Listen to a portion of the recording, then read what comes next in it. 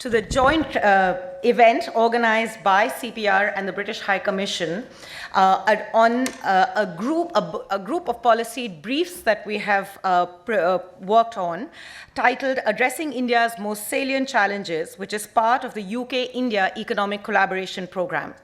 Today is a special day, not just because we have the opportunity to release these briefs and engage in a conversation about India's challenges, but also because 2.5 years ago, I remember standing right here at CPR's Dialogues in March of 2020, and we were literally the last conference, I think, that was organized in person in this room as the globe started shutting down. So it's also a reminder of all that we've been through in these last 2 years, and a sense of joy and relief that we can be back here in the room celebrating and engaging in a face-to-face dialogue on critical issues that confront us.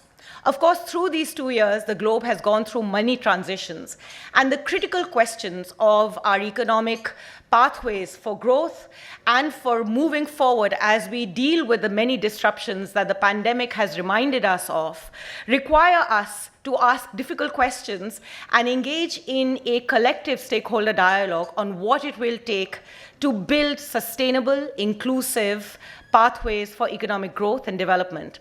And it is economic growth that remains at the heart of bilateral relations that countries have today, and more specifically, India's bilateral relationship with the United Kingdom. So these briefs are in more ways than one, both a reminder of the centrality of the challenges we face and the importance of debate and dialogue as we identify answers to the difficult questions that economies around the globe, and India in particular, face today, as well as a reminder of how central economy and trade relations are to building deeper bilateral relationships between two countries. So on behalf of CPR, I want to thank the FCDO for giving us the opportunity to be part of this important conversation. I will, in a brief moment, hand over the proceedings to the British High Commissioner, who has joined us to set us off. But I did want to first very quickly thank all that have been involved in this. A series of briefs begins with a few people discussing the possibilities, as happened over a webinar, over Zoom some months ago, or a version of Zoom. But then a lot of people, a lot of minds, a lot of ideas come together to pull this together. And an event like this requires many creative souls and creative minds to bring matters to fruition. So I do want to thank, first and foremost, Partho Mukhopadhyay and Sabina Diwan, who've been at the center of the intellectual leadership of this project.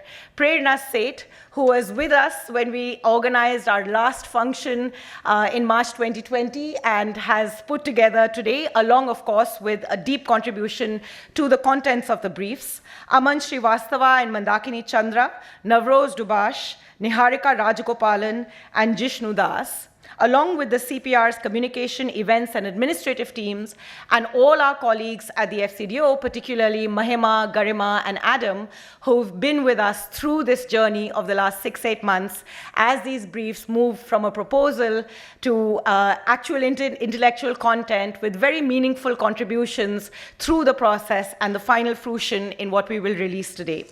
To launch these briefs and set the conversation rolling, it's an absolute privilege for me to welcome with us our Chief Economic Advisor, Dr. Nageswaran. Prior to serving as the CEA, Dr. Nageswaran was a member of the Economic Advisory Council to the Prime Minister of India. He has also been the Dean of the IFMR Graduate School of Business and a distinguished visiting professor of economics at Kriya University.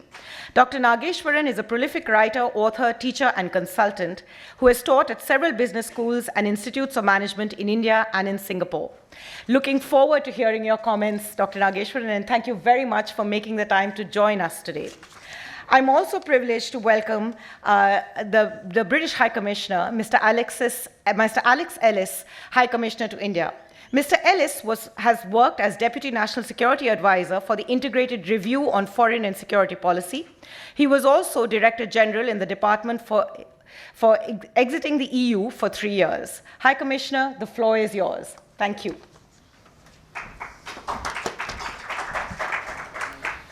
Thank you very much indeed. Good afternoon, everyone. It's nice to know that something which starts on Zoom can end in real life. That's not always been the case for the last 2 years. And so it's very nice to see all of you. Can you hear me okay at the back?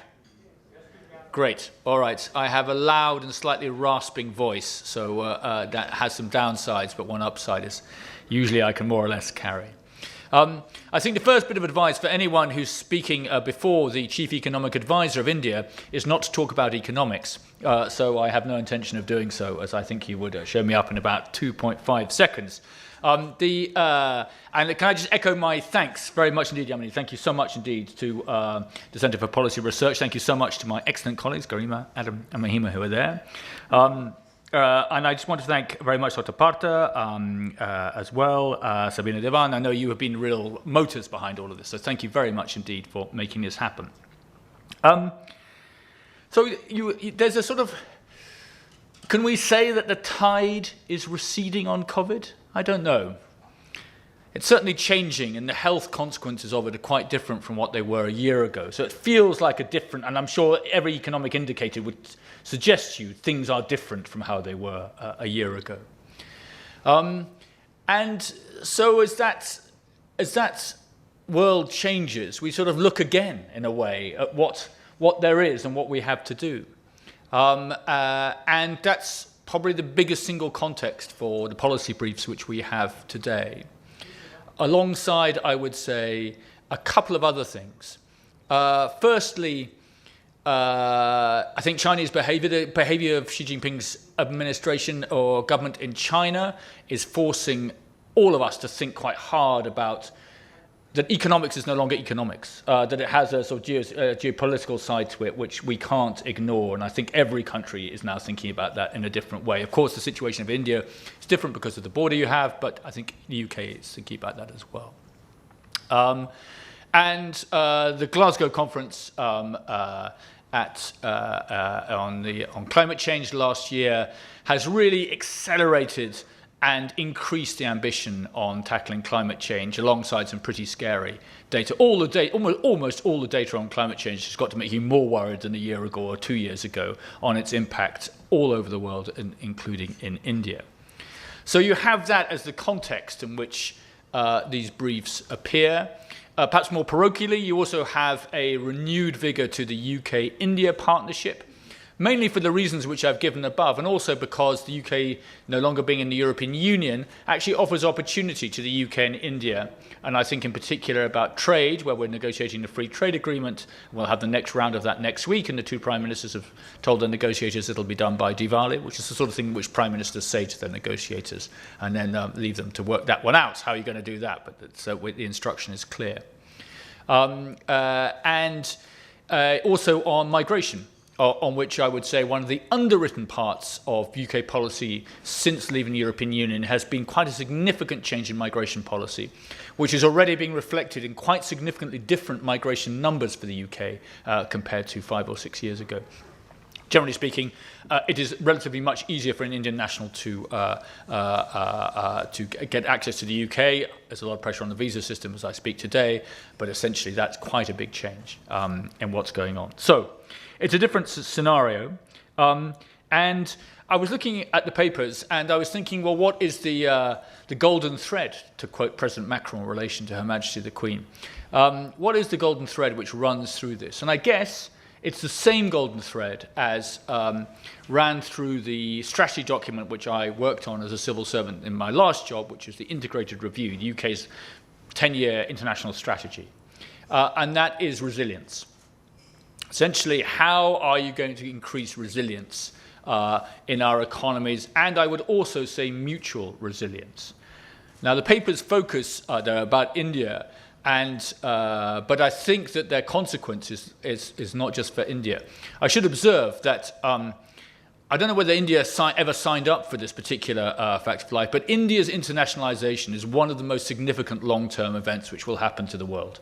And I think it's sort of irreversible. I think it's growing quite fast. And you see it in almost every aspect of not economics, but not just actually, You've just had the first prize, a book written in Hindi, which has won the International Booker Prize, or its translation. You can see it in lots of different areas. You can even see it, if I put it very crudely, in the British cabinet. You now have, several people of South Asian heritage sitting. The Minister of Finance of the United Kingdom is called Rishi Sunak. Is something which would not have been the case 15 or 20 years ago. You can see it in the number of English players in IPL. You can even see it in Jos Buttler's magnificent performance. But that, I think, it's two-way, and I think it'll only increase, actually. India's scale and size, I think, is going to have big global impacts. I think one of the interesting things about the Glasgow conference was that in the end, the success or failure of the world in dealing with climate change will depend on 3 countries. Now, India is one of those 3 countries. In some ways, I think India might reasonably say, well, yeah, we didn't really sign up for this, and you've handed us a particularly choice scenario in which to operate. But nevertheless, it is a fact, and it's interesting. I think Prime Minister Modi's leadership recognises that fact. Rather than going away from it, actually, I think he goes to it and he says, yes, that is what we are going to have to do for India's own good, but it has impacts on the world. So I think that the resilience, and if you look at the 4 areas in which are covered, whether that's asset monetization, health, the pathway to climate change, or actually this issue which is not much discussed in the UK-India partnership, which is the labour markets and what's going to happen to labour over time. So India is becoming more impactful. There is a closer UK and India partnership, and that's reflected in the meeting which the two Prime Ministers had only 6 weeks ago, and the meeting which they had last year, which will set the path for the next 10 years on health, on sustainability, on trade and investment, on defence and security, which I think will be a big growth area, and the extraordinary living bridge between the 2 countries. And so it's welcome these papers cover those issues. When I looked at them, I was thinking about just a couple of things. One is India has made some spectacular leaps in the relationship between the individual and the state as a result of technology in an extraordinarily short time. This has vast benefits, in my view, in lots of different areas, and both for the individual, but also for things like anti-corruption and so forth. There are very, very big long-term benefits from what India has done. And I mean, India, I don't know whether it wants to be a model for the world, but the fact that an economy which has a GDP per head of India's, but has the capacity to do that scale of change, I think is incredibly significant across the world. The second is, when I started this job, and I look forward to hearing everyone disagree with me, a colleague of mine said, the great challenge of the long term for India is formalization. The bringing of more people into the formal economy, and the enormous benefits, again, which come from that. And you can see that happening. So the social security paper is very interesting about that, about how are you going to do that. I feel the climate change area is probably the one which is most well trodden by many different people, but I think is going to be fundamental. By the way, one thing that interests me about in India, arriving here, was to see that people didn't, maybe a bit more, talk about climate change as climate change. They talk about it in many other ways, water use, for example. But of itself, it's not such an issue of debate. There's some of the consequences of it are a very lively debate, including in relation to agriculture, which perhaps is the strongest expression of it. And then on healthcare, I was thinking, well, this is great. This is great. We're doing this work, and thank you again to the team for doing it. There is an inherent benefit to the UK in India's sustainable growth. There's clearly a benefit to India. There's also a benefit, I think, to the mutual sustainability. So when I ask myself, why are we doing this? One, because it's good for India, and that is actually good for the UK. India's development is enormously good for India. It's also good for the UK and for many other countries. Secondly, I suspect we're going to spend the next 10 years exploring more mutual resilience. Resilience is hard to achieve just alone. India is such a scale, to an extent it can do it, I think. But almost every country is going to need other countries in order to achieve its aims. And so I think there's some mutual benefit in prosecuting the ideas and the themes which are in the papers. And that's bilateral, but also I think it goes beyond that. I think we're going to see much more informal and semi-formal and occasionally formal work on resilience between countries over the next. You have it already, for example, in minerals, but I think you're going to have it in lots of other areas as well. And by the way, if there's one thing we learned healthcare doesn't stop at your border in the last 3 years. And actually, so I think healthcare will continue to be one of the areas in which you'll see a need for a greater, more mutual resilience, which is why, by the way, it's great that we're just launching or have just launched in India a big clinical trial, which is an NHS clinical trial looking at new drugs in relation to COVID, because India is going, what happens in India will have a big impact on the UK. We saw that, frankly, during the worst stages of COVID. We were able to kind of give each other variants with extreme speed because of the degree of flow of people between the two countries. So I think that looking at these issues and trying to turn them into things that happen is valuable both for India, it's valuable for the UK and India, and I think has wider benefits as well. So I just wanted to say thank you again. Thank you for doing the work. And sorry, I should say finally, these policy areas are the sorts of things which Prime Ministers talk about, but they need intellectual underpinning of quite a considerable detail. These are hard things. They're hard things in the political economy as well as just the actual technical side of things. And so you need that proper intellectual underpinning. So I'm really grateful that that is being provided, because to solve difficult things, you need quite a lot of brain power and some very deft politics as well, I should say, to make these things happen. So I'm delighted that we have the papers out. I think they should be the kind of start of the collaboration for how we're going to tackle some of these tricky issues. Thank you very much indeed. Thank you.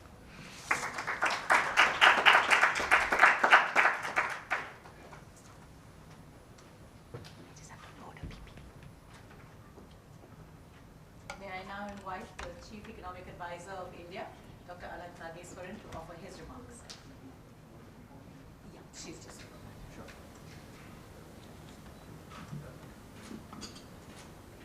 Should we just copy an email here and then deal with the USB that way?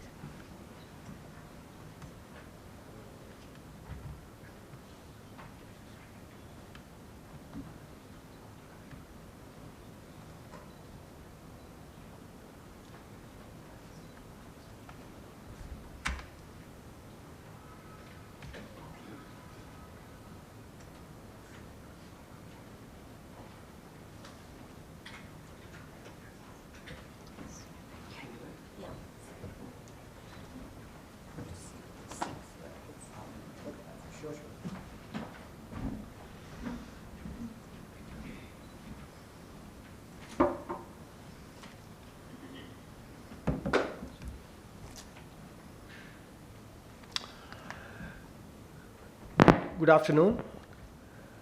His Excellency, the High Commissioner of UK in India, Mr. Alex Ellis, Yamini, the President of CPR, other research colleagues from CPR, my own colleagues from the Ministry of Finance, ladies and gentlemen, I'm very happy to be here, to be invited to speak on the release of the 4 important reports of FCDO done in collaboration with CPR.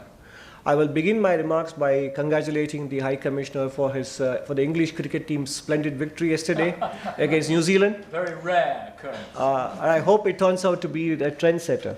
I wish you all good luck for the rest of the series. When I glanced through the 4 reports that have been done by the FCDO in collaboration with CPR on 4 key topics, the High Commissioner in his remarks did mention about India's internationalization and also formalization of the economy as both necessary as well as, they are inevitable as well. That is very right. The 4 topics that were chosen are very vital, whether it is about asset monetization, the formalization of informal workforce in India, tracking the emission intensity and the progress India makes in the coming years, and also the health records. I'll come to some explanations as to why I think they are important, but most important, my compliments are to the researchers for one particular reason. It is very tempting and easy to get lost and make very sweeping recommendations which would be difficult to implement and which would be more abstract in nature. But the 4 reports that we saw actually have refrained from doing so and have focused on very specific, realistic implementable ideas rather than being too expansive. So I compliment the organization and the researchers for that. So I have a few slides and let me just quickly go through them. So there is, for example, the first report on the competitiveness and resilience through social security towards a more inclusive system. And here, for example, while I try to give some bullet points as to what the reports cover, the interesting thing is about the proposal or the suggestion for voluntary contribution by informal workers once they are in the formal system, and even if they drop out, they may be allowed to continue making contributions to the provident fund, etc., such that they are able to continue to build their nest egg, and that continues to instill or maintain in them the habit of savings as well. And then there are other suggestions, for example, about developing the eShram portal into a one-stop shop for accessing all central and state schemes, and clearly that is the thinking that is there with the government as well. And there are some suggestions given on how Provident Fund and the state insurance schemes could be extended to a large group of workers. So I find quite a remarkable degree of congruence or convergence with government's idea and vision for these eShram portal and what the report has proposed as well. In the next slide, I talk about the government's vision on the national infrastructure pipeline. As you know, it is part of the long-term plan to make sure that the physical and digital infrastructure are created such a way that the country is able to sustain a potential GDP growth of 7% and above in real terms. And asset monetization is clearly not just about garnering revenues for the government, but also about ensuring the economic efficiency of these assets and to sort of bring them back into productive use. And these are early days. And the suggestion made, one of the most important suggestions made in this particular brief, is that there should be regulatory consistency, clarity, predictability, and a certain sense of stability in the regulatory framework. And I think that is, and these are certainly not exaggerated. They are very important, and they have been somewhat in the past, I would say, variable, to put it mildly, on all these parameters. So that gives a certain element of uncertainty to investors and to even the government that wants to monetize these assets. So policy stability, consistency and transparency will have to spill over into the regulatory framework that would govern asset monetization going forward, and that is what would make a very big difference between success and a not so successful monetization program. And therefore, to that extent, that recommendation is very well made. On digital health, I think India is very ambitiously planning for a health stack on top of the India stack, which is about the digital public goods. So, and clearly there are lots of challenges that are there in the electronic health records. So the recommendations made there, which are granular and specific in nature, would be very useful to the policymakers and the implementers as they embark on this journey of creating India's health stack as well. Now, the most important and interesting aspect is, of course, the emission intensity, tracking it, etc. And the policy brief that has come out has to be seen in the light of the ambitious goals that India has set for itself. In COP26 last year, which was postponed by a year, the Indian government, led by the Prime Minister, made a lot of commitments, which he called the Panchamrit, the 5 commitments that India made, which are there in the second set of bullets here. We will take non-fossil energy capacity to 500 gigawatts by 2030. India would meet 50% of its energy requirements from renewable energy by 2030. India would reduce the total projected carbon emissions by 1 billion tons from now until 2030. And by 2030 also, India will reduce the carbon intensity of the economy by more than 45%. And by the year 2070, India hopes to achieve a target of net zero with respect to carbon emissions, the 5 commitments that the Prime Minister made. And also India launched the Green Grids or International Solar Alliance as well. So given these vast commitments that India has made, and it is quite serious about meeting them, and I think the last couple of days we must have seen reports about India having achieved already its ethanol blending few months ahead of schedule. So clearly there is commitment, there is seriousness of intent, and therefore having the right kind of data, information, and monitoring systems to give feedback to policy makers is one of the most important recommendations in this policy brief, among other things. And I don't need to go into the full details of this particular slide here, and you can go through it. And I would urge you, therefore, to study these 4 reports for their realism and their practical orientation. But since I have the opportunity here to not only talk about these 4 reports, but also especially focusing on this last dimension, emission intensity, because that is one topic that is sort of concentrating minds these days, the net zero, the green transition, energy transition, etc., and resilience, which also the Honorable High Commissioner touched upon in his speech. I would like to leave some thoughts with you as to how to prepare the world, how to make the world able to achieve its green energy targets. 2 things that we need to focus on are, one is, are we sequencing the actions in the right way? The second thing is, are we able to convince our public? The second point, not just Indian public, I'm talking about the global public. I'll talk about both of them. So this particular presentation is actually on the second aspect, because one of the things that we all have learned from the 2008 crisis and also subsequently in the kind of policy framework that were implemented in the last 14 years or so to recover from the 2008 crisis and then from the pandemic as well, there is a certain disconnect from what the policymakers aim to achieve and the kind of impact they have on ground with respect to the average family or the household, whether it is in developed world or in developing world. So much so that it actually led to a very excellent book, even if it is a bit dense, by Paul Tucker, the former Deputy Governor of the Bank of England, and the book is titled Unelected Power. It's about global unelected elites sitting in multilateral institutions, and if I may say so, even though Yamini is here, in think tanks, etc., making policy for the rest of the world, where the public at large doesn't really either comprehend them nor is unable to implement them. So in that regard, the OECD recently released a discussion paper soliciting public comment, just came out a few days ago, and it talks about the attitudes towards carbon net zero or carbon emissions in developed and developing countries, in G20 countries. In general, the 3 key factors that relate to beliefs about effectiveness, distribution, and own impacts are much stronger predictors and can explain a substantial share of the variation in policy views across people.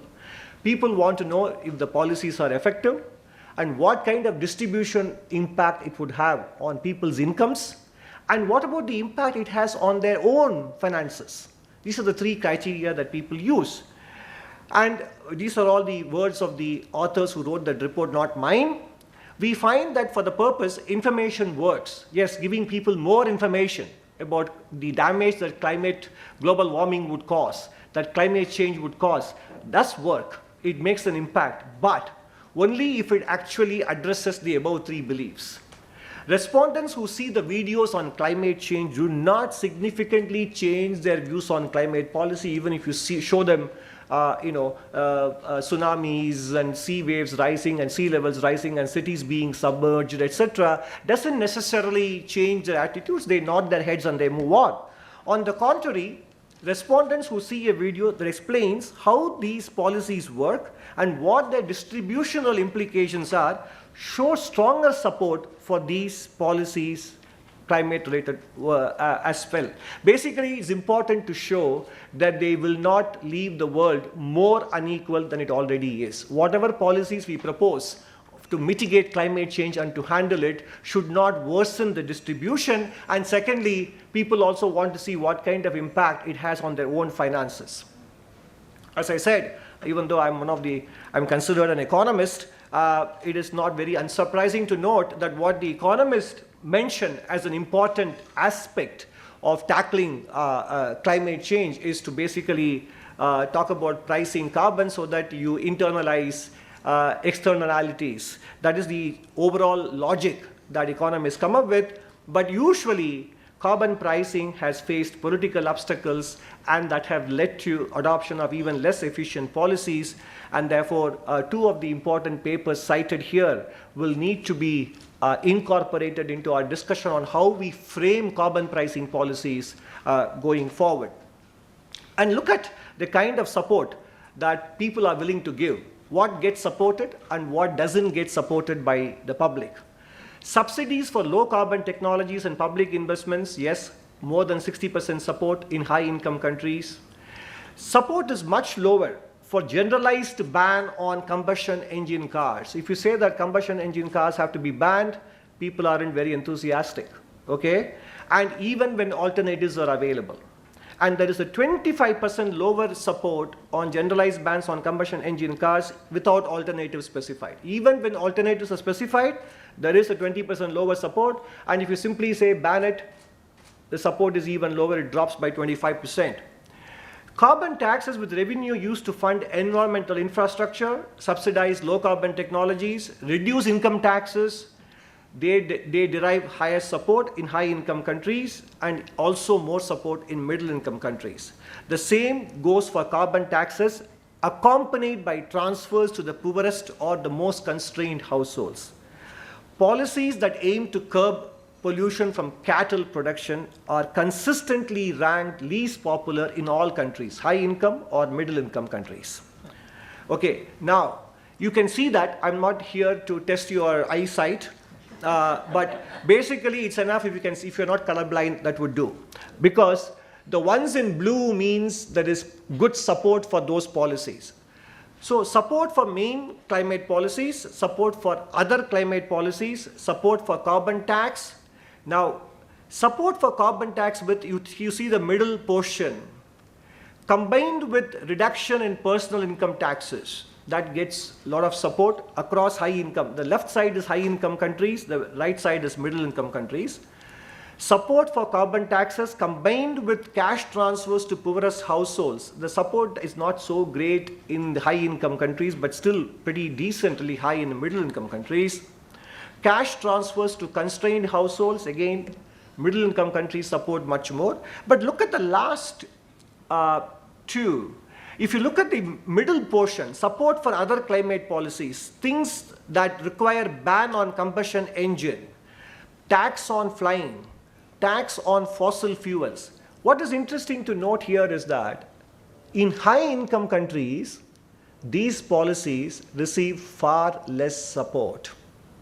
In other words, when developed countries kind of tell emerging economies and developing economies what they should be doing going forward, there is an even urgent and more important task in their hands. That is to convince their own public of the importance and the usefulness of these policies. And if you look at the goals of climate change policies in the West, that's what I mean here. First, convince your people before imposing on the rest of the world. Overall support for main policies is lowest in Denmark, France, Germany, followed by Australia, UK, United States, and to some extent Japan and Poland. Countries particularly opposed to carbon taxes, even with different uses of revenues, are Australia, Canada, Denmark, Germany, the UK, and the US.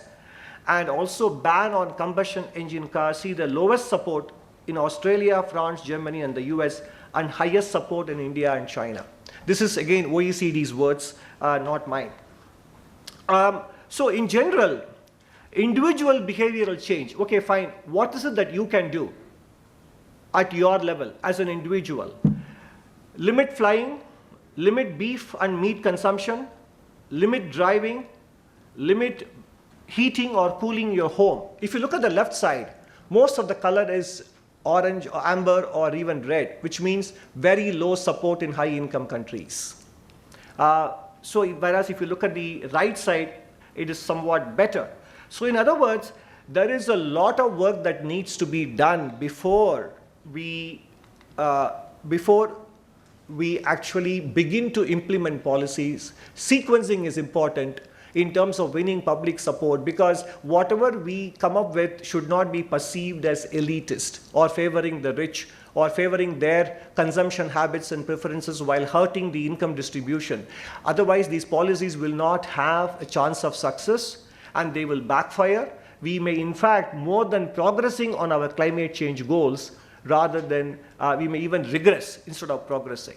So I'm not speaking here as a climate change skeptic. On the contrary, I want these policies to succeed. Therefore, it is not only important to track emission intensity and emission reduction track record of many countries, but it's equally important to ensure that we are able to carry the people along as we pursue this very ambitious and equally important agenda over the next decade or even longer. In fact, two of the most important factors that respondents are willing to adopt in their own behavior, provided if others adapted too, and second, if they received financial support. So without changing these two key factors, there is no reason to expect that private behavior would change. Therefore, generating support for a given policy action requires convincing people of three aspects. A, the policy is indeed effective in reducing emissions, again, not my words, but from the paper. That it does not have adverse distributional impact, that it does not financially hurt the respondent's own household itself. So it's logical and rational from their point of view, but from a public policy perspective, there is a lot of work to be done. So, in general, developed country governments have a far bigger challenge convincing their own public to, these are my words of course, to accept climate change mitigation policies and change their own private behavior to make those mitigation policies work. Perhaps, therefore, they are doubling down on other countries to pull even the weight of their own public's resistance and unwillingness. They have a far bigger problems in making climate policies work in their countries without hurting themselves fiscally big time.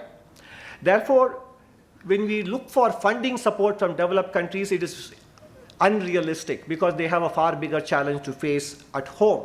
But the private capital, will it take the place of public capital, grants or technology support? The problem is the devil is in the detail. At what cost will private capital come?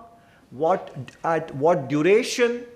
Because today, post-2008 and post-2020, both developed and developing countries face huge debt burdens, and therefore debt servicing will become onerous as interest rates rise. So we need to come a long way down from homilies, from general principles to specifics, to be able to convince public, to be able to ensure that whatever capital is available on realistic, sustainable terms, which do not endanger or jeopardize fiscal health both in developed countries and in developing countries. The second element, I have a few more minutes for my allotted time to finish. The second element that we need to focus on is in ensuring the availability of metals and minerals. So where we stand today is that of the total energy, electricity produced, basically the share of renewables is still relatively on the lower side. In electricity, it is about 25%, but total energy, it is still less than 10%. Share of solar and wind together is less than 4%. And global power generation by fuel is basically a lot more with coal and gas, but effectively fossil fuels.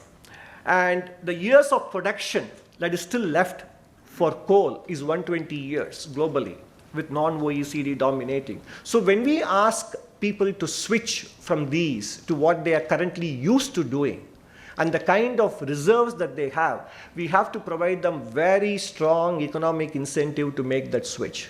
Otherwise, it will be fiscally impossible for them to accept that switch. And in fact, if you look at the website, Our World in Data, it talks about the kind of subsidies that developed countries offer to their own households for consuming fossil fuel. Now, if you have to convince them to switch to renewable energy, which at the moment is unreliable in supply and also in terms of continuity, we may have to offer them an even higher subsidy to incentivize them to switch. Now, where is the fiscal ability to do so? After COVID, fiscal stimulus, after 2008 crisis, etc. And therefore, the metal intensity, when we talk of the emission intensity, we should talk about metal intensity of renewable energy transition. So increased dependence on renewable energy also implies enhanced demand for metals and minerals, since renewable energy technologies are highly metal intensive, whether it is offshore wind, whether it is onshore wind, solar, photovoltaic, nuclear, etc. You can see the various metals and minerals that need to be available, and therefore, where is the kind of investments that are required to be made in these metals and minerals availability? And even if the investments are made, we have to have an international regulator to be able to ensure that they are available to all countries if we want all countries to progress towards net zero by 2050 or 2070. At the same time, then imagine the quantum of these intermediate raw material that need to be available. And who will ensure that they are fairly allotted? We know how the global vaccines got allotted in the last 2 years, despite the COVAX program. So, while we are all agreeing on the importance of global warming and climate change and the need to ensure that we move on to sustainable ways of living and to support island states, etc., building resilience, all these are all laudable goals, but we have to make sure that we transition in a manner that doesn't become counterproductive. So as we discuss these papers and briefs today and go over them, and certainly, as I mentioned earlier, these briefs are realistic, practical, implementable, and focus on doable dimensions both for public authorities and private citizens. I also, in the spirit of what these papers convey, I also wanted to leave with you additional thoughts about one of the aspects that the 4 papers cover, which is about emissions. And therefore, I hope I have sort of left you with more to ponder, quite apart from imploring you to read those 4 papers. Thank you very much for the opportunity to share my thoughts with you. I wish greater success for CPR in this collaboration, ongoing collaboration with FCDO. And clearly, the ties between India and the UK go a very long way. UK companies employ considerable number of people in India, and Indian companies employ more than 140,000 people in the UK as well. The cumulative investment that UK has made in India over the last 20 years is close to $20 billion, and with the economic partnership and free trade agreement being negotiated, it is going to be one of the most important relationships for India in the coming years and decades, marked by both historical continuity and contemporary relevance. Therefore, I'm very happy that these reports actually are an important milestone in the UK government being able to help Indian governments, both in the center and in the states, in implementing the right policies with the right sequencing of steps, etc. Thank you very much. I wish you all a pleasant evening.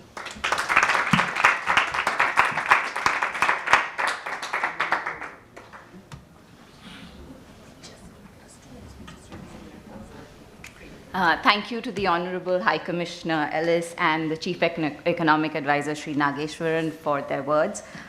We would now like to request our distinguished panelists to please inaugurate the briefs. Great. How do we do that? We open them? Yes.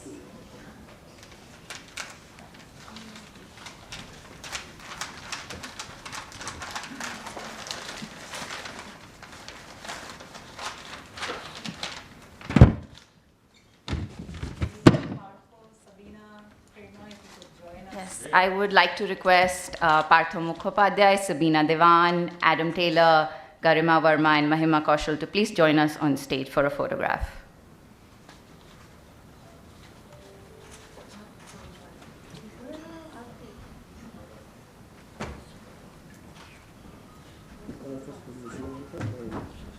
Well, we all have the same one. Okay, I can switch around. Actually, you can have different reports on No, so I've got there we go. This is global problem.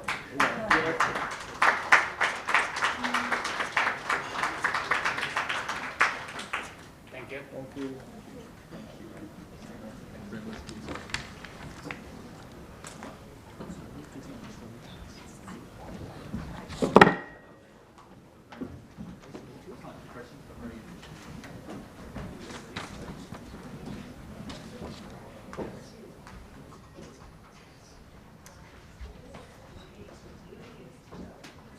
I would now like to invite Dr. Partha Mukhopadhyay on stage for a presentation of the 4 briefs.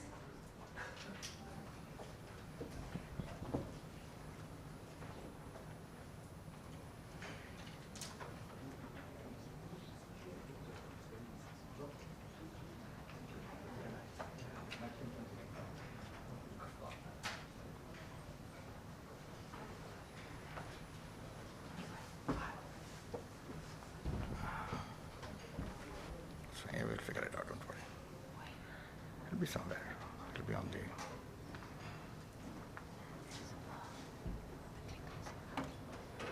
That's fine. Why are we doing this now, 1 year is good. So,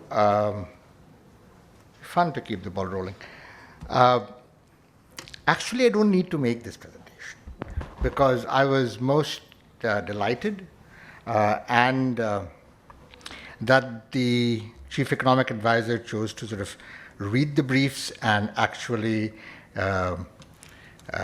summarize them quite effectively. And therefore, the presentation that I do now would be a sort of repeat, but perhaps will sort of highlight some of the issues that will come through and hopefully set the stage for the short panel with Mr. Syriac and Dr. Krishnan that follows. So, as has already been said, let me first begin by acknowledging the fact that the way we did these briefs, because they were done over the course of roughly January, February, and March, and when the 4th wave COVID was still sort of there, not there, and a degree of hesitancy in place. So a lot of this work was done over Zoom, and people across the government, across academia, and the private sector, they all made their time available to us for extensive consultations, and some of them quite frank. All of them, we assured them that there would be no attribution whatsoever, and therefore no names are mentioned in the briefs. But without them, there was no way we would be able to get to what the chief economic advisor liked, which is the specificity and the implementability of the issues that we put together. As you already know by now, we looked at 4 broad issues: climate, infrastructure, health, and labor. And as the High Commissioner made clear, these are linked by the resilience thread, which is a nice binding sutra to sort of take it forward. Let me quickly focus on the core recommendations that we have so that you have a sense of what they are, and then it can sort of structure the discussion, the remarks and the discussions going forward. The first, on which there was extensive presentation by the Chief Economic Advisor and very interesting reactions, I thought, especially the last bit on the metal intensity of renewables. This brief was largely put together by Mandakini and Aman, who are there at the diagonal back. I can barely see them, especially since I'm wearing my reading glasses. But thank you. So the thrust that we look forward in this was we have made, as the Panchamrit pledge says, a pledge to reduce our emissions intensity by 45%. Can we actually measure it? And what level can you actually measure it? And what would it take for us to make this happen? Right? So if it is not 45, if somehow we are seeing at the aggregate level that it is stuck at 39, what are the sectors that we should be focusing on to get it down to the target that we have set ourselves? And the first thing that we find is that information that's available to answer that question in terms of disaggregated data that will, across different sectors, that will allow you to calculate the sectoral emission intensity is not available very easily. Aman and Mandakini made heroic efforts to try and stitch it together, and you'll see in the appendices how they have tried to map emissions and output. But that's not the level of effort that you want to put in, and the degree of reliability of that kind of work needs to be brought down. The reliability must be increased, and the degree of effort needs to be brought down. So the first thing that we are looking at is data consolidation management as one of our major recommendations in place, right? And given that, then the issue comes about the 4 broad areas that we look at in structures. And here I would recommend very much what the CES said, holding that up as a test, which is A, does it actually help to reduce emissions? B, does it help the people who need to be helped? C, how much does it cost me, right? And across each of these, when you're thinking about the structure, it's useful to think about those tests. In this particular case, as you will notice, the first issue that we pick up on electricity is managing the variability that makes it hard to increase the amount of green energy that is actually in the system. There is a lot of green capacity right now, but not nearly as much green energy in our consumption mix. And a lot of that has got to do with the variability story, and therefore how exactly we're going to work on that particular story. So it's one of the key issues that I'd like to put together, along with the issues of how do you move out from coal, the phase down away from coal, and the financial viability of distribution firms who are eventually going to be implementing all of this going forward, right? The second issue of transport, and you also heard from the CA about the increasing acceptance of electric transport in this particular country, along with China and Indonesia. And there what you also see is the fact that you see that in small towns with the huge growth of battery-powered rickshaws, for instance, and you're seeing it across one of the most interesting things that happened in the recent past is the tender that was issued for electric buses in India. And the price at which that tender came in was actually comparable to the operating cost of diesel buses.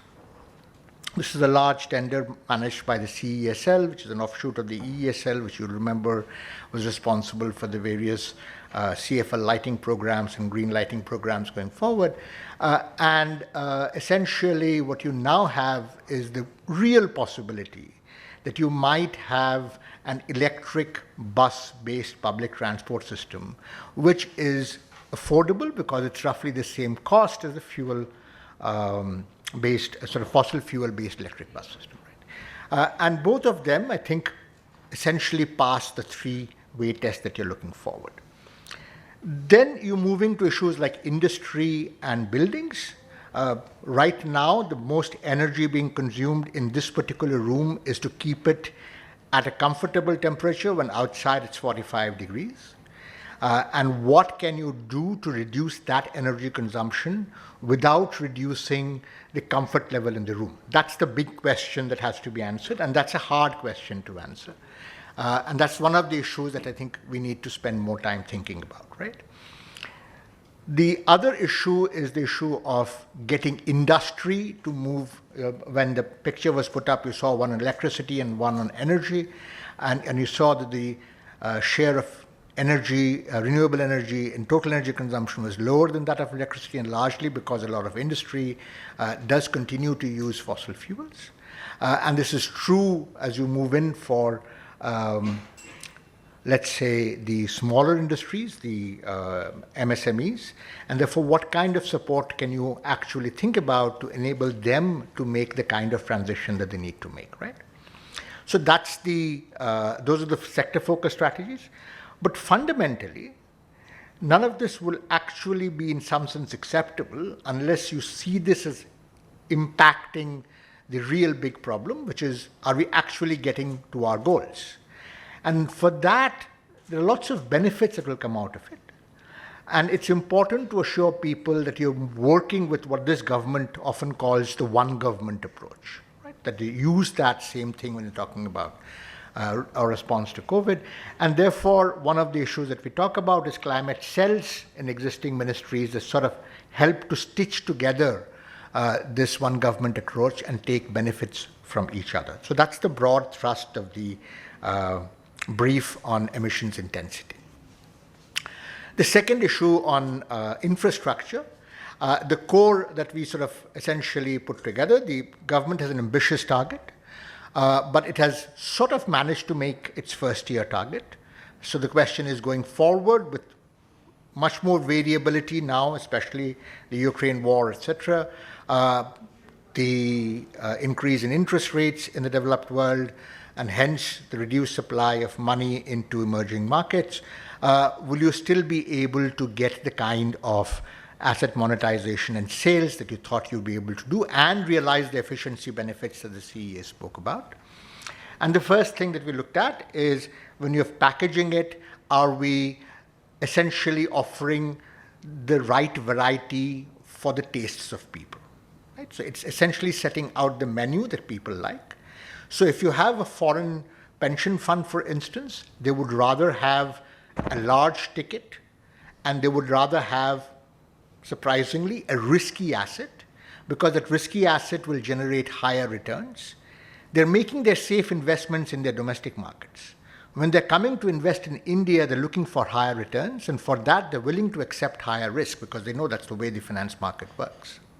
And therefore, giving them a package that is of a size that they can invest in, they would like larger packages, and they want riskier assets. So toll road assets would be sort of riskier assets in some sense.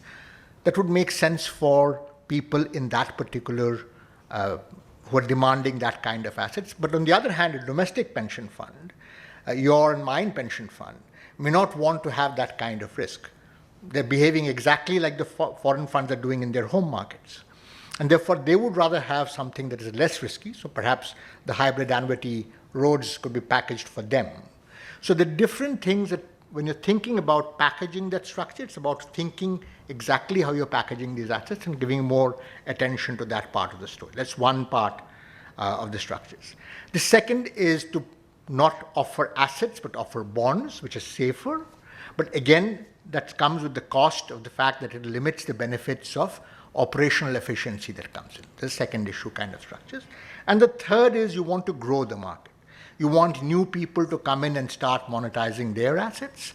And in order to do that, you really want a situation where you want the state governments to do it, you want other central governments other than the power ministry and the roads ministry to do it. And for that, you need to provide support, but you also need to provide a certain degree of reassurance.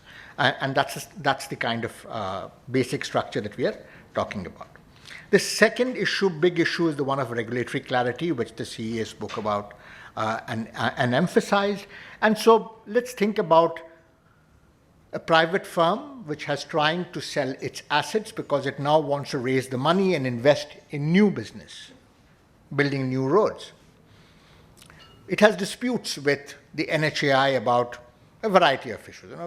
I mean, any business relationship will have disputes.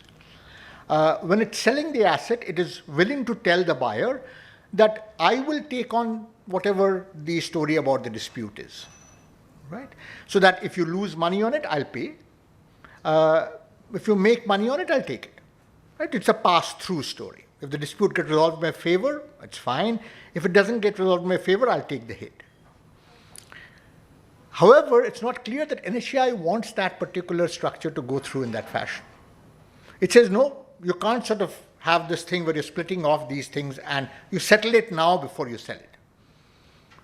So it's these kinds of relatively operational things. This is one example of a regulatory sort of issue that would need to be resolved going forward. A second broader example of a regulatory issue is when you sort of ask private operators to come and run trains, but then you're running your own train yourself.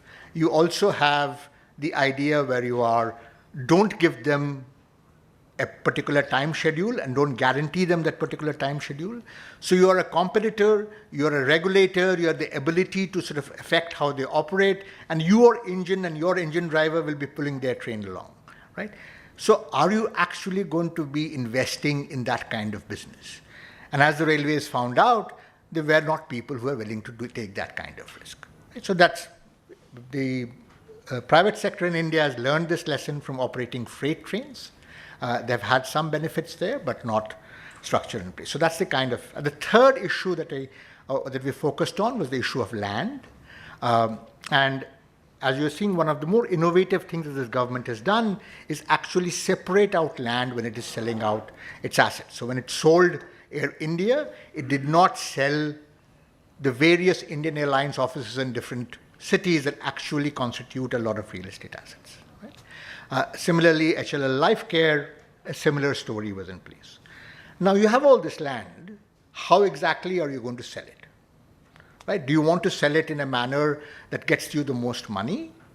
Or do you want to sell it in a manner because the manner in which that land will develop will affect the city in which, because these are large chunks of land. So are you going to make an effort to try and think about the impact of that sale on that city in which the land is being sold? Right? So are we going to think narrowly? Are we going to think broadly? And that's a policy decision. And we have, since the government has now set up a National Land Monetisation Corporation, we suggested that they take a broader view. That's the thrust of the asset monetization of the infrastructure brief. The brief on electronic health records is impressive in the sense of, not the brief is not impressive, the work on electronic health records is impressive. And especially I would commend you, if you look at the brief, to read it, the box on Andhra Pradesh, because what you're looking at is a state that essentially gone ahead and enrolled people into this electronic health ID record, but doing it in a manner that people understand what they're getting into and also generating a record at the same time, right? So both informed consent as well as an electronic health record that's usable for them when they go visit the primary healthcare centers and others makes a big difference. So so it's possible to be done, and by the end of this summer, it's possible that all of Andhra's residents will actually have unique health IDs. Right? So is it possible to roll it out rapidly? Yes, given the kind of infrastructure we have. That's the first question that we asked. The second issue is, we, however, don't know, while we know who our doctors are, there's a registration system for doctors, there's also a registration system for nurses. The registration system for hospitals is not as good. And consequently, what you have is if somebody asks you how many hospitals there are in India, how many private beds there are in India, various people are making various guesses. So the first thing we said is, can we try and fix that part of the story, right? The second thing I've already spoken about. The third issue is the issue of readiness, and what we found from our consultations was it's much easier to move in through outpatient care than to try and work. Inpatient care is complex, and making that electronic is much harder. And therefore, on the other hand, the number of people and the loads and the structures that come through on the outpatient care is much more, and therefore it may make sense to focus on outpatient care in that space. That's one of the issues. Obviously, there are cost issues involved, and therefore a software as a service approach to small providers. How does it work with insurance companies? Do you mandate that they use the unique ID? It might scare people away, we don't know. So we suggested doing a experiment by doing this in, let's say, a CGHS structures to see what the response of insurers is. And finally, we talk about linking teleconsultation, which, given a unique ID, it enables doctors to see what the previous doctor has told you. There is a record that comes in. And if you do this along with easy access of medicines to your home, etc., it might move people away from informal provision of healthcare. That's a big part of the story in India. A lot of our healthcare is provided by registered doctors. Essentially, somebody used to sell vegetables and over the time has essentially got the skill to be able to diagnose it and, in fact, do a reasonable job, as my colleague Jishnu found out. And to be able to do that, how can I get people to stop doing that? And that's the final story that comes through. So it's possible that you might be able to move people more into the formal healthcare system, formalizing healthcare, if you're able to do these kinds of structures. So that's and finally, the issues around social security. And as it was mentioned quite effectively on labor resilience, that you're looking at drawing social security funds. We've already had the experience with having the Building and Construction Workers Fund. Can we have those kinds of funds support people when they're making transitions across jobs, so that, as the CES said, making voluntary contributions, if they can't make it, the fund makes contributions over a period of time. You can borrow, lend structures so that you have a continuity of engagement with the funding system. That's one of the issues that we sort of try to think through. The second is reducing the number of points of contact. So if you're really going forward with this eShram story, can you use that as a single point of contact? There are issues around identity, of course, and therefore this legal structure of what happens when this in health IDs and structures and how we think about personal data ID becomes an important part of the story. And therefore, the manner in which you use IDs in this structure is important. Third, the expansion of these structures, the Provident Fund structures and the ESIs across, so that you engage people and take the full benefit of the capacity that is there in the public system and make that available to not just the small group which is currently able to use it, but the broader group. That's the third kind of structure that we move through. And finally, recognizing, and going back to the climate story with which we began, recognizing the fact that social security does help the vulnerable to cope with a variety of climate-linked disasters, right? And we've seen that, and not just climate disasters, we've seen that during COVID, with the exceptional role that NREGS played with a variety of cash transfer schemes that help people sort of put some of these stuff together, etc. So these are the broad issues around the 4 briefs. In summary, takeaways, what we have is we're saying that the government goals are achievable, provided there are proactive actions to overcome these challenges. What you need is mechanisms for consultative feedback and focus on monitoring outcomes to effect mid-course corrections. It's one of the reasons we reached out to the DMEO to sort of respond to the kind of stuff that we're putting together. And then it's much easier when there is consensus on goals, which is one of the issues that the CEA mentioned in terms of communicating as to whether we are putting it together. And again, this is precisely what the 3-way test that we spoke together about, whether or not it achieved the goals that you want. Are you getting better healthcare? Is it really helping the people who have to be helped? 3, how much does it cost me? And focusing on that particular strategy, focusing on citizens' benefits, is an effective harmonizing strategy for implementation. Thank you.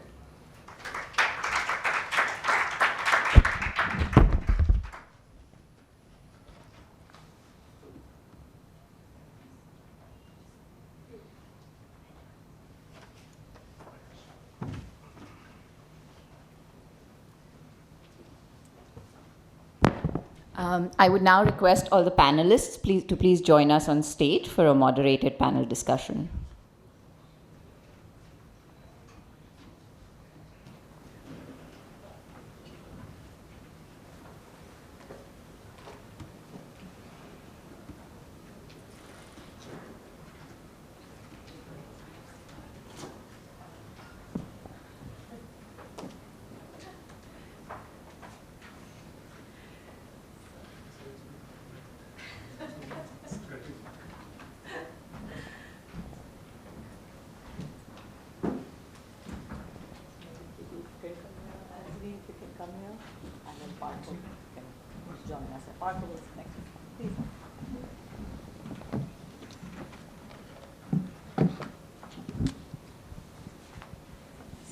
Just going to eat these.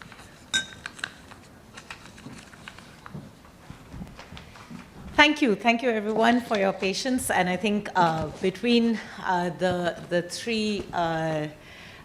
two speeches and Dr. Mukhopadhyay's presentation, we've all got a broad sense of the critical issues that the briefs are trying to pick up on, and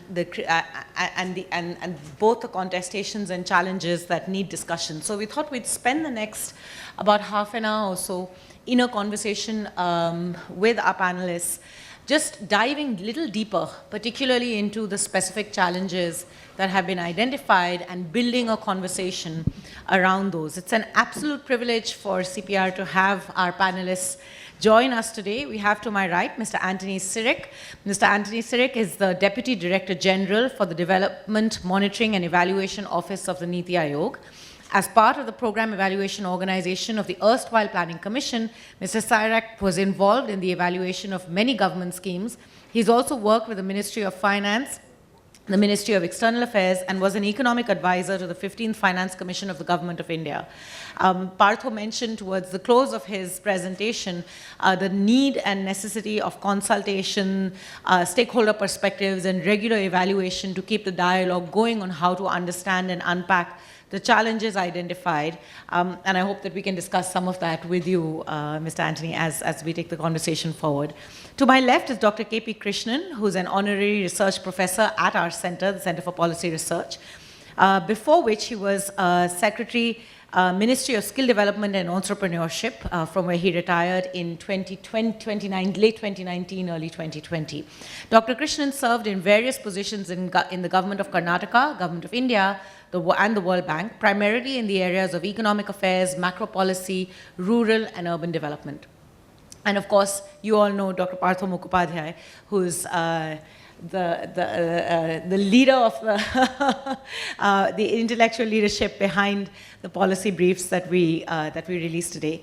So I think there's a wide range of issues, but maybe I can start with you first, Dr. Krishnan. I think there were two sort of central themes that were raised through the presentations, and both our chief guests spoke to them. The theme of resilience, and I think, and the theme of regulation. It didn't necessarily get articulated as such in the two opening comments, but I think it came through very visibly in Dr. Mukhopadhyay's presentations as well. Across each of the areas that we have spoken about in these briefs, climate, digital health, the electronic health records, asset monetization, and social security, the question of regulatory institutions and regulatory capacity comes up as a consistent question, both in terms of regulatory consistency, actually, particularly in the context of the asset monetization story, but in the context of social security and health records, new regulatory capacity around the challenge of digitization. I know you've been at the helm of a lot of thinking about regulatory capacity, particularly in the context of financial markets.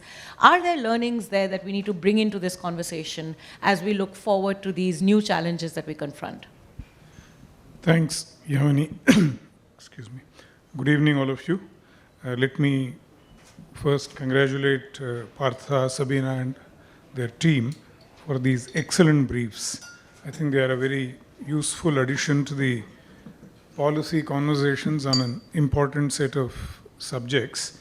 I would actually, with your permission, go beyond these two themes, because I actually noticed, I thought there were 4 cross-cutting themes across 4 actually disparate subjects. As you rightly said, what the Honorable High Commissioner called state resilience, what I would call in our context state capacity. Second is the regulation question, not necessarily related to the first, but as a standalone question. And the third, and I think this is an important dimension, is the federal question. At what level are some of these services to be permitted? And the fourth is that, in my opinion, the Econ 101 mother of all questions, state versus markets. What are the identified market failures where we need greater sort of role of the state, And if there is interest at some later point in time, I can take just say one theme, the health theme, and elaborate on each of these sort of 4 themes as I see them.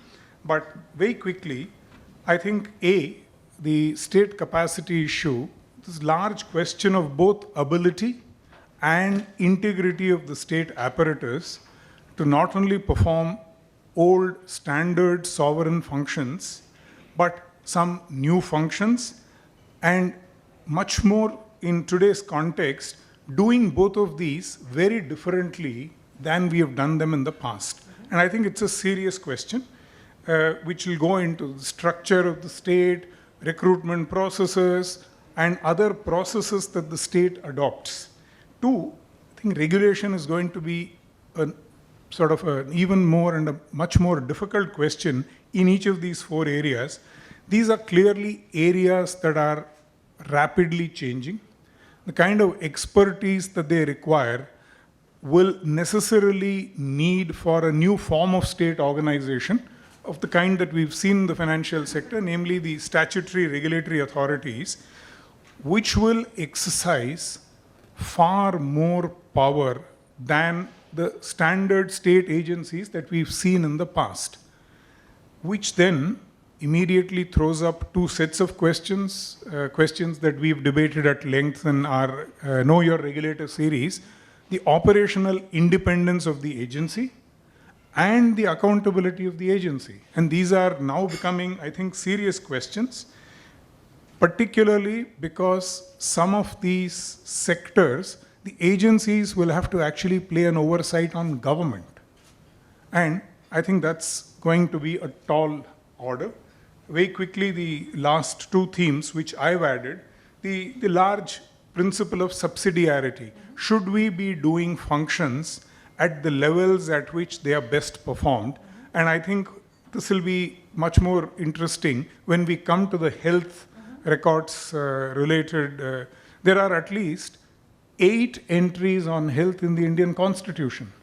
So can we apply the fundamental principles of subsidiarity, the constitutional schema, including allocation of subjects, to the urban local bodies and the panchayats? And I think these are all going to be important questions in the context of some of these. And the last one, state versus markets. I think in health in particular, the kind of innovations that are happening in a sort of a set of areas, I think that's a theme that we need to focus on. But I'll stop here for now. Thank you. Thank you, Dr. Krishnan. You've raised some very important issues, and I hope that through the course of the conversation we can dive a little deeper, particularly on the state versus market issue, because Mr. Anthony, I'm going to ask you to give us your thoughts on this issue of federalism and the principle of subsidiarity. As we move towards a deeper regulatory state, as well as a digitized state, the question of the function and role of different levels of government and the possibilities of centralization in that context raise important questions about center versus state and state versus local. So just your reflections on the federal dimension of these questions.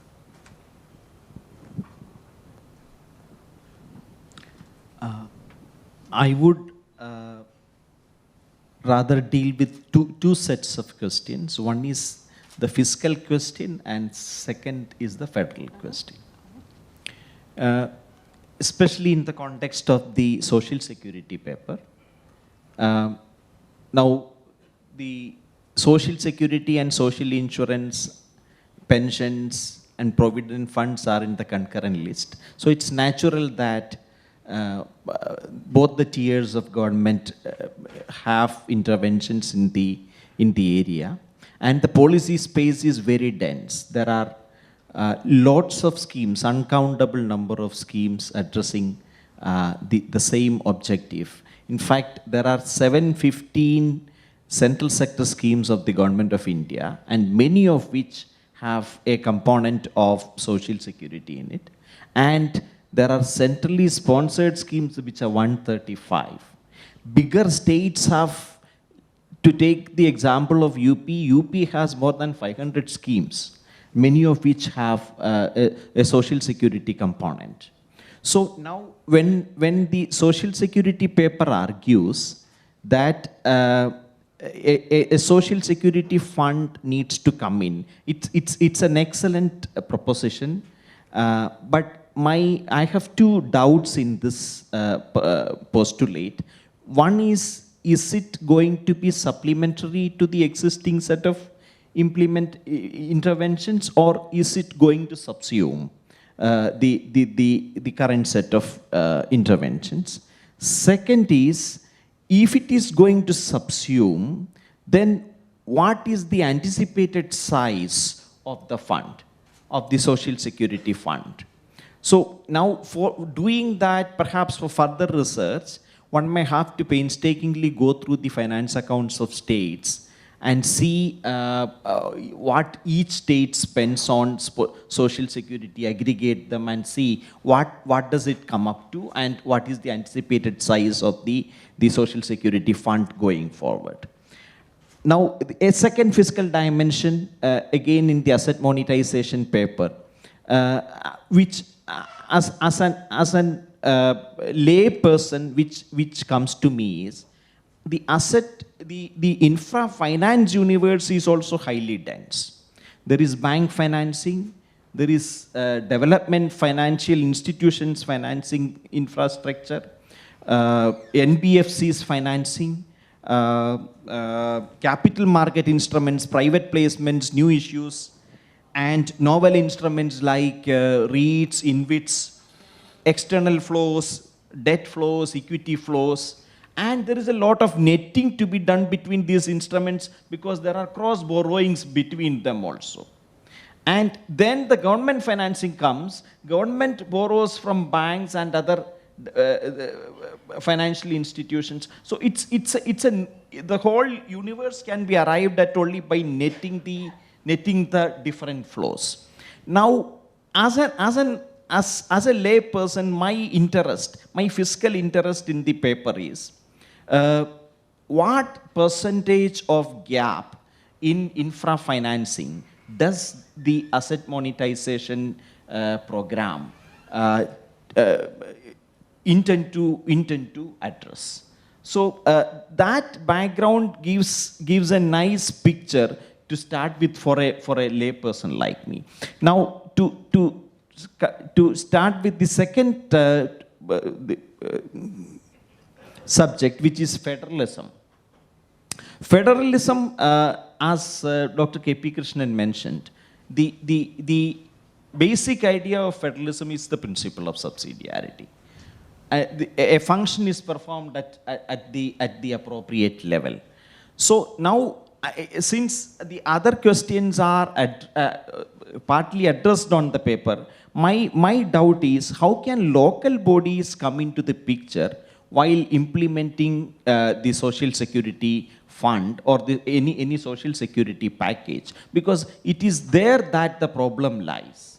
The deprivations and the transitional distresses occur at the local level. So without an intervention of the local bodies, these deprivations and distresses cannot be figured out, whatever mechanisms we bring in to finance and to support the distresses. I stop here. Thank you. Dr. Krishnan, I'd like to reflect on that last remark from Mr. Anthony. I think it's really crucial because part of the push towards digitization came precisely from this challenge of exclusion and from the argument that excessive localization also lends itself to possibilities of exclusion. When you start digitizing, you're taking away discretion from the local level at some level. And it also then creates a centralized architecture that potentially can be lead to greater transparency and visibility. But what happens to accountability? So it seems like there is this sort of trade-off. In a way, lack of accountability was one of the reasons that push us towards deeper digitization. But that also becomes more centralizing. And that creates a new set of accountability problems and doesn't necessarily address the exclusion challenge. So just your comments on that, and to link it back to this question of subsidiarity and the role of different levels of government as we move towards this ultra-digitized state as it's beginning to exist today. Thank you. Notwithstanding Anand's remarks on think tank, I am actually quite flattered that think tanks, according to him, are so seriously influencing international and domestic policy that this cause for concern. I want to quote a report that came out 2 days ago. You've seen it, this state of exclusion, and I'm sure a lot of people here may have seen it, may not have seen it. It's a report brought out by Dwara, Chennai, on delivery of government to citizen cash transfers in India. Now, if you've read the report, and some of these numbers independently, for instance, the AEPS related numbers, the Aadhaar enabled payment services numbers, is something I've been tracking independently. A series of research of 2019-20, particularly during the peak of COVID. But what really surprised me, I'll just quote one sentence from this report, and this is on PM Kisan. And it is Andhra Pradesh, the state that came prominently in Partha's presentation. One district, East Godavari, they analyzed the data completely. 39,655 farmers, so close to 40,000, 51% of them had a DBT payment failure on account of AEPS. Now, this is an exceptionally large number. So, this general belief that we will solve governance problems with technology is something which seriously needs to be revisited. There is a whole bunch of problems relating to, in this case, identification and eligibility of beneficiaries. Presumably, in the health records example, we don't have that problem because anyone who wants can get a number. So it's not necessarily confined to people below the poverty line. So there is no serious governance challenge in identification. But that is irrespective of technology. And the report goes on to point out that steps 2 and 3 in this food chain, application processing and beneficiary onboarding, and in this case, instead of beneficiary, let's call him person onboarding, because in the EHRM, there is no beneficiary onboarding, and processing, they find enormous errors. So I'm not sort of ready to jump at this offer that life is going to be great the moment you do digitization and technology, because if my fundamental governance continues to be what it was, and all you need to do is to visit an average PHC. If I can't maintain manual registers, I will not maintain electronic registers. So first I need to get the business of manual registers completely sorted out. And there was a time when we maintained manual registers extremely well. So I think I would downplay the digitization as solution to governance. Clearly, digitization and electronification has a whole bunch of benefits, not to be disputed at all, but I don't think they are a substitute for a lot of other things that we need to do. Absolutely, and I think one of the things that it can't substitute for refers to a remark that you made, Mr. Anthony, about the complexity of centrally sponsored schemes, central schemes, state schemes. The numbers are astounding. You said UP has about 500 plus schemes. I'm curious how you figured that out, because I remember conversations we had in the past trying to make sense of where that number comes from. But it gets to the heart of the issue. The Social Security brief talks about the fundamental challenge of fragmentation. How do we get past that challenge of fragmentation if we don't address the structures through which funds flow within the public finance management system? So just your thoughts on Are there ways, we've struggled now for decades over this challenge of central schemes, centrally sponsored schemes. Efforts have been made consistently. Every Finance Commission report talks about the need for reform, the need for reducing the number, converting them into block grants. From the perspective of Social Security, especially now if we take the experience of COVID and the recognition that movement of people requires us to have portable or more mobile Social Security, this is going to create its own sets of challenges. So can you reflect a little bit from a governance perspective, what are the kinds of reforms we need to be thinking about to get around this? So a decade from now, we are not still talking about the 100,000 new schemes that have emerged. 2 points. One is the only solution for policy clarity and policy effectiveness is bringing in evaluation, the role of evaluation in budgeting, which is my current work. So, and if digitization is required, that should come out as an evaluation finding. That is a solution. And that is one of the solutions. So, the best way perhaps is to evaluate using all available methodologies of evaluation, desk level, quick evaluation studies, rigorous sample surveys, state-specific, state representative estimates, etc., wherever the schemes are very large. Get all those studies done and find some purchase from the Department of Finances, from the state governments and the Ministry of Finance for me, and then bring in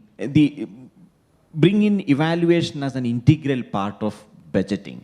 Then most of the things will follow. And what will follow is my second point, which is policy clarity. And how many schemes are, when I evaluate themes, I will be clear as to how many schemes are targeting the same set of objectives. And if I'm clear about that, as an evaluator, perhaps continuously I can make this point that some schemes will need to be consolidated. And consolidation, only this consolidation will bring in policy clarity, and only that will bring in some sanity in the very thickly populated policy space now, what we have now. We've spoken a lot about the Social Security digitization, and before I hand it to Dr. Mukhopadhyay for his responses to what he's heard, and we'll open it up to the floor, we haven't discussed in much depth the report, the brief on climate resilience. And Dr. Krishna, I just wanted your reflections on one of the most important issues that I think the briefs raise, which is about the need for thinking harder about climate governance. I think governance has come up repeatedly across different arenas as well. And one of the points that the climate brief emphasizes is the need for intergovernmental cooperation. The nature of the climate challenge is one that requires a whole of government approach or an all of government approach, which necessitates coordination. And I think the Indian structure, or most bureaucratic structures actually, are the antithesis of coordination. So how does one think through what are the kinds of effective institutional structures that would enable this kind of coordination going forward? And that coordination requires not just sectoral coordination, but also data management coordination. And it brings up the center state federal question all over again. So just your quick reflections on that issue. Thank you. It's a hard question. I don't think there are easy answers.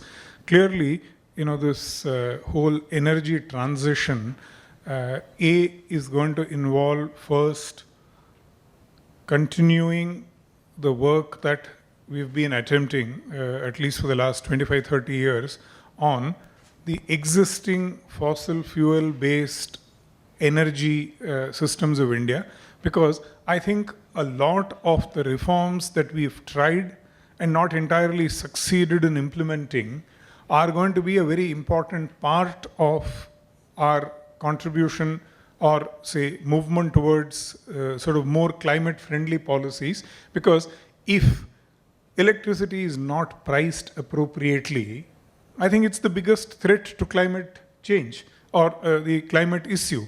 So if I'm not paying for electricity that is created by burning coal and I consume endlessly, the answer, Econ 101 tells me, is very intuitive and obvious. Start pricing energy appropriately.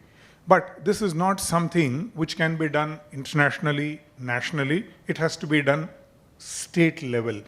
And till now, even with some formal authority over the states and a distribution of large amount of largesse, the government of India has not been able to actually make a significant impact of a lasting kind on energy reforms in the state.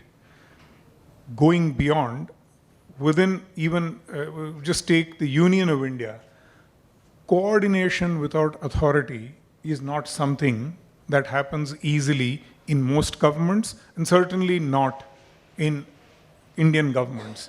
So the ability to be able to do coordination, and not because there is an authority above you forcing the coordination, is something which takes us back to the state capacity issue. The newer problems that we face require newer forms of work, newer organizational structures, and I think it calls for serious changes in the way we work here.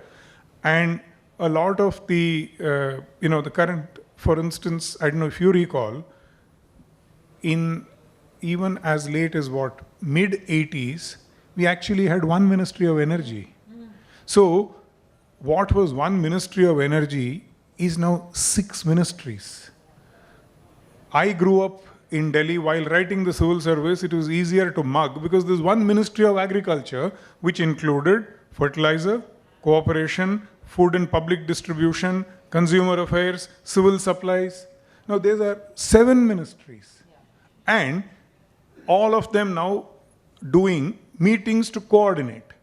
Now you couldn't coordinate as one ministry. Are you going to coordinate as 7 ministries? So we've been doing a lot of things which actually militate against what we need. So I think we need to just go back and find some of the answers that we figured out and we practiced. So not a very clear, elegant answer to a very difficult question. I think we have to just go back and figure out what we've done in the past well and try and resurrect some of those solutions. So looking forward also requires us to pick up on what we lost as we moved forward. Dr. Mukhopadhyay, just your quick reflections on what you've heard, and then we'll open it up for just a couple of questions before we go. I'll just address 2 kinds of issues that I think came up. One, the issue of digitization, and I think on that,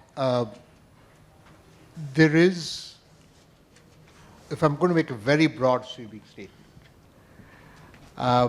which I think is broadly correct, which is that if you're using digitization as a way of targeting, it is more likely to get you into trouble.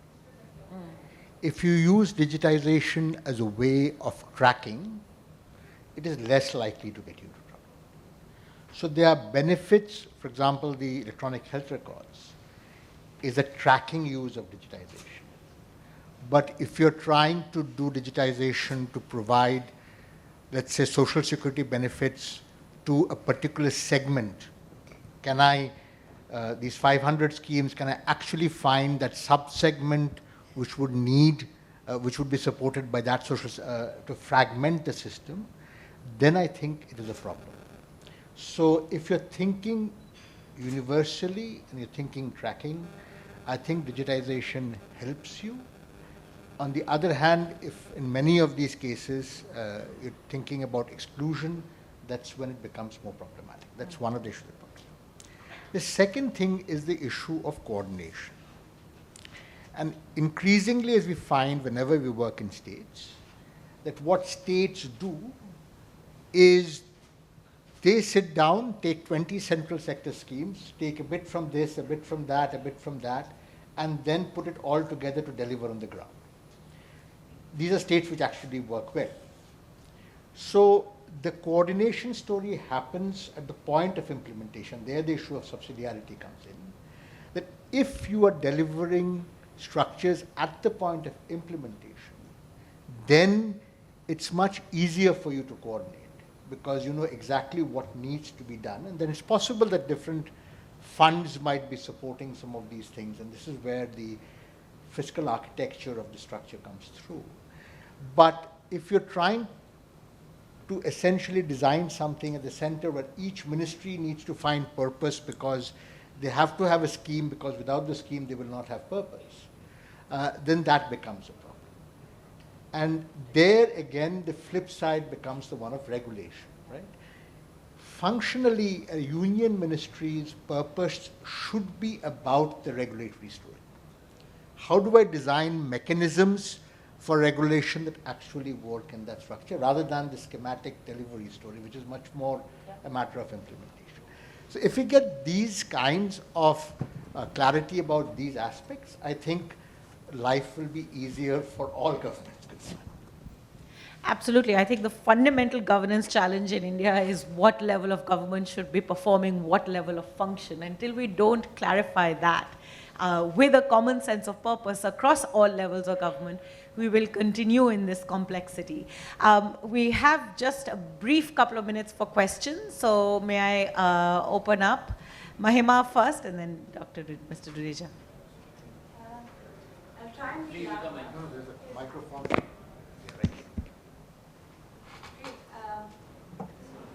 Prerna is sort of blindsided by the camera.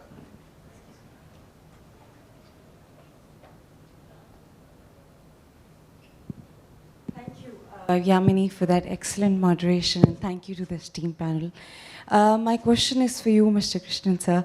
As Yamini said in her introductory remarks, I think there's a lot of thinking that went behind for what the team, both on the side of Center for Policy Research and British High Commission, put in to decide on these 4 themes. Not to say that these are the only issues India faces currently. There are lots of issues beyond this.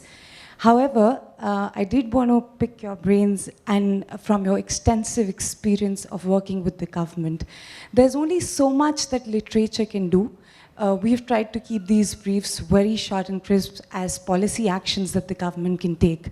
But for me, for myself, and for a vast majority of the audience here who are into policy making and execution, what would you suggest would be the 2 top actions for youngsters in India who want to bring about change in our policy context to do? Whether it's at the state level, the center level, that's a never-ending issue. But what is it that we can do to make these policy corrections?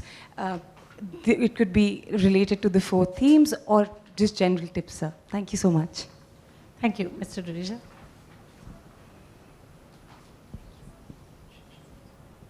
I think we need a mic there to the left. And then I'll take the person at the right at the back. Oh, Prerna, after that here, and then one person at the back, and we'll stop. Okay. I just want to start with thanking the panelists for the wonderful discussion. My question is for Dr. Mukhopadhyay. Sir, I wanted to ask about the social security brief, which talks about having a single social security fund.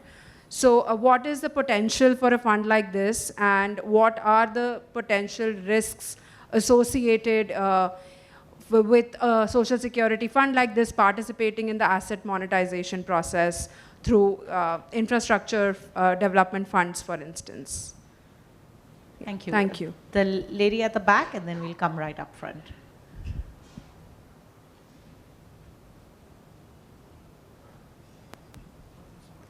Thank you so much, Yamini. I'm Vijeta Anand Kumar. I'm working with Women and Child Development Ministry. So I had a question.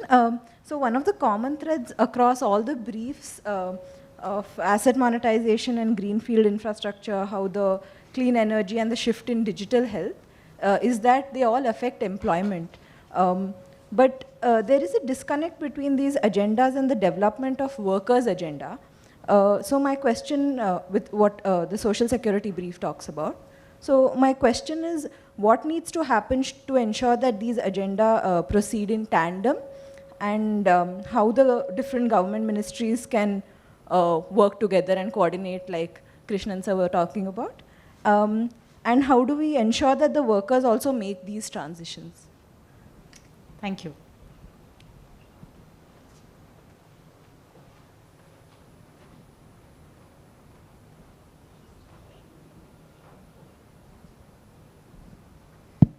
So, Dr. Krishnan, sir, I wish to have your opinion about this. The way you talked about machine, digital or physical data.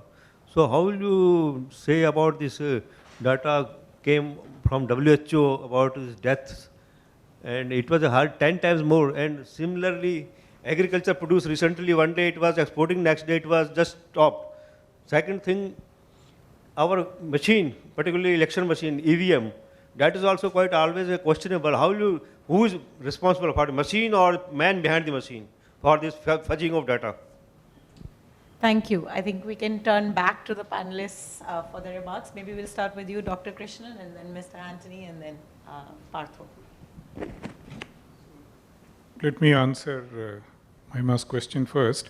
If there's one sort of area that I would focus on or suggest that people working on these questions focus on, it is we seem to, and now confining myself largely to economic areas that I'm more familiar with, not because they are more important, it's because I can speak with a little greater confidence on these. I know these slightly better. It is very often state intervention is the default option.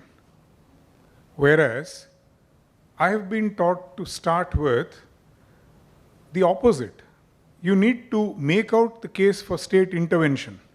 Whereas very often in my conversations with young policymakers, I have to justify the need for markets. Whereas I think we need to be very simply, A, can we identify the problem clearly? B, can you then find if the solution that you've proposed is actually solving the problem? 3, if answers to both above are true, can the state do it? Because very often in our enthusiasm, the desirability becomes equal to doability. Yes, a lot of these things are desirable. I want to feed all the poor in India tonight, and they should not sleep without a hot meal. Not something any of us will dispute. Can the machinery do this? So before we design a Food Security Act where we give enormous powers to a food inspector, I think we should think through these options. So that's my very sort of macro answer to a macro question.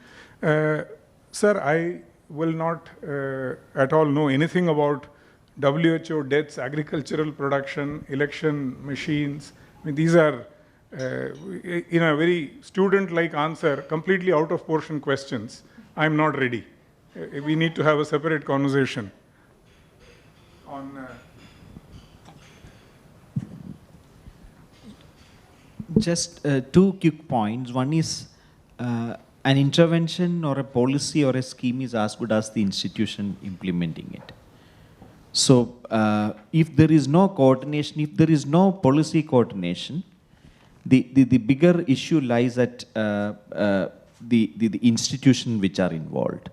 Hence, I come back to my original question that institutions need to be evaluated.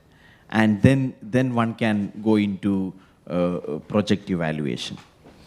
Second, on the young minds working on policy, my own limited experience is that the issues are old and the solutions may also be old, and solutions need not always be out of the box. Thank you. We take the three questions in place, and I'll come back to the WHO question in some sense. One is on the investment of social security funds. So one of the issues that came up is obviously, and there I think it might be useful to turn to Dr. Krishnan because on that issue. But if you are actually going to be subsuming, as Mr. Suryak said about these funds at the state level, then it is going to be a substantial corpus. Right? States do have experience of managing these funds. They do manage, for example, their own pension funds. Right? How good or bad is it is something that, I think you could respond to in some senses about the PFRDA and the structure that sort of comes through to some extent. But there is, so that's one, there is a structure that enables some of that stuff to operate. These institutions also therefore set limits on the kind of investments that can be made by these funds. So which is why when I was referring to the brief on asset monetization, I pointed out that there would be, you need to bring out packages that are both, as I said, large and risky, as well as smaller and safe, because you want domestic funds like the Social Security Fund to have safer assets to invest in, and therefore, if you're, let's say you have hybrid annuities, which are a dedicated stream of money that comes in from government, which is a counterpart, as long as the quality of the road is in good shape, those kinds of streams of money are possibly not high return, but steady and dependable return kind of assets. So in that sense, I very much see, if the monetization program does well, that there would be options available precisely for these kinds of investments to be made by Social Security funds. But now I'll sort of pause for a moment here before I go on to the other questions and just check whether Dr. Krishnan might have some other thoughts on this. Conclude. The second kind of issue that raised about the issue about the workman's agenda, I'm not quite sure what you meant, Vijeta, by that.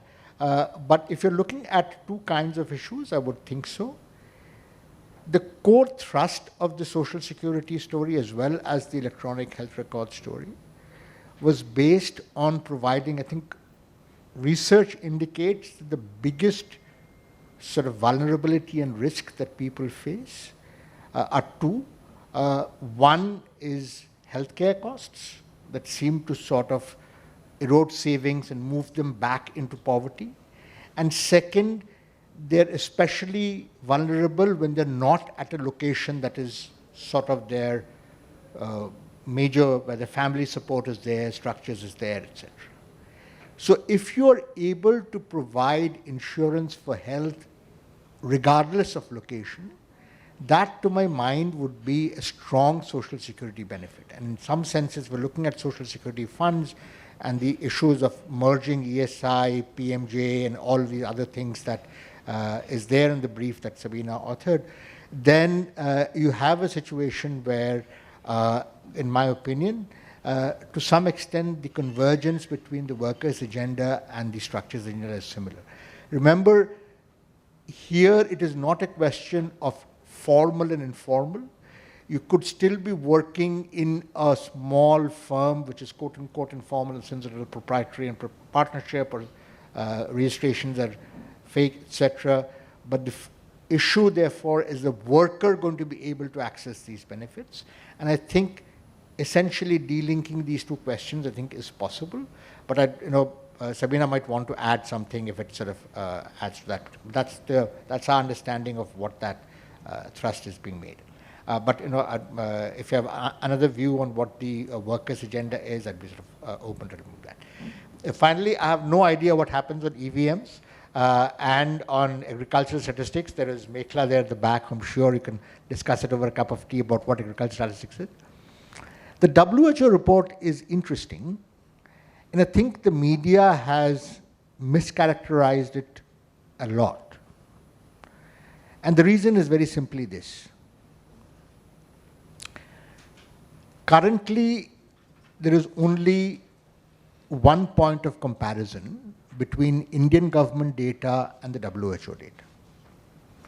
That point of comparison is the number of deaths that took place in 2020. Because the Indian government has not released data for 2021. The WHO estimates numbers for 2021. But the WHO also has estimated its number for 2020. The range of numbers that the WHO has. The numbers that you see right now is the mean estimate, but there is a minimum and a maximum, a range that the WHO has given.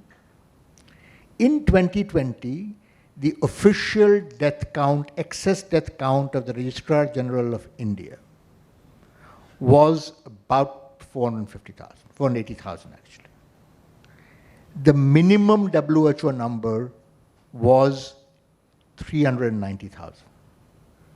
So it is within the range.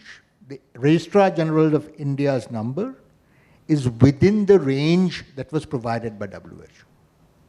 It is because the media has essentially focused on something else altogether, which the media is perfectly free to do, that you have a discussion and structure that's sort of gone off in a completely different direction. But it isn't necessarily the case that our Registrar General's numbers are that much at variance with the WHO numbers. And that's just the way it is. Thank you. Thank you. On that note, we've reached the end of our session today. So thank you very, very much to all of you for staying the course with us, and to our panelists for such an important deep dive into the briefs. It is a reminder that the challenge is that these somewhat different topics of these briefs actually come back to a very common set of fundamental foundational themes that, as we think about the Indian economy going forward, we need to address: the question of state capacity or state resilience, the issue of regulation, the issue of federalism, and also the issue that Mr. Anthony brought up repeatedly around evaluation, and how do we create coordinated data management structures that would enable effective management evaluation going forward. I think each of these themes will require a more detailed deep dive, and I hope that through this, the briefs are only the starting point of what will be a longer engagement and a deeper conversation. Just to reiterate, we said this at the start of our conversation, that India's economic relationship with the world is at the heart of our global relationship or our foreign policy in more ways than one. And this partnership with the FCDO that has led to the production of the work behind these briefs and the production of these briefs that we've released today are one example of how we can take forward a more collaborative, intellectual approach to some of the very contested and complex questions of economic growth going forward. Nowhere in the world are there clear solutions to these problems. The only ways in which we'll be able to build consensus around paths forward will be through dialogues and discussions of this nature, and through a lot of evaluation. So thank you very much, and look forward to a continued conversation with everybody. Thank you.